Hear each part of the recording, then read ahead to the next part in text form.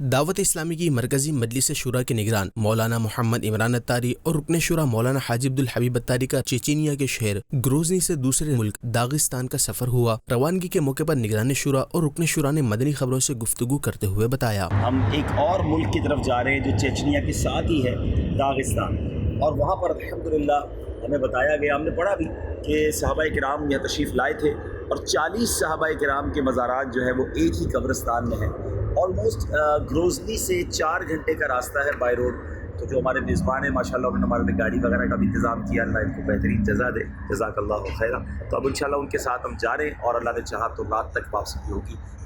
کیا نیتیں ہونی چاہیے صحابہ کرام کے مزار پر جانے کی؟ ہر صحابی نبی جنتی واہ واہ، جنتیوں کے دربار میں جا رہے ہیں۔ جب پتہ چلا کہ صحابہ کرام علیہم رضوان کے یہاں 40 مزارات ہیں تو ایک کیفیت سے ایک نیت پیدا ہوئی کہ یار ان کے دوارگاہ میں چل جانا چاہیے۔ داغستان پہنچنے پر رکن شورا کا مدنی خبروں سے گفتگو کرتے ہوئے کہنا تھا، داغستان پہنچے، یہ ایک اور ملک ہے اور کمال یہ ہے کہ چیچنیا اور داغستان کے درمیان تو باقاعدہ چیکنگ وغیرہ نہیں ہے، تو چھوٹا سا چوکی تھی ایک سمجھ لیں، اور اس سے ہم کراس کر کے آ گئے۔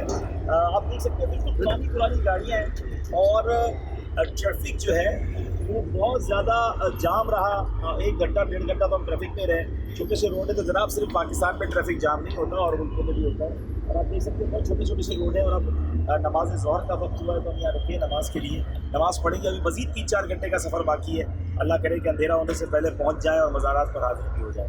صلو علی الحبیب صلی اللہ تعالی علیہ محمد صلی اللہ علیہ وسلم۔ اور پھر سفر کرتے ہوئے نگران شورا اور رکن شورا داغستان کے شہر دربن کے مقامی قبرستان میں 40 صحابہ کرام علیہم رضوان کے مزارات پر حاضری دینے کے لیے پہنچے۔ داغستان کے اس قبرستان میں پہنچ چکے ہیں جہاں پر 40 صحابہ کرام علیہم رضوان کے مزارات کا بتایا گیا ہے۔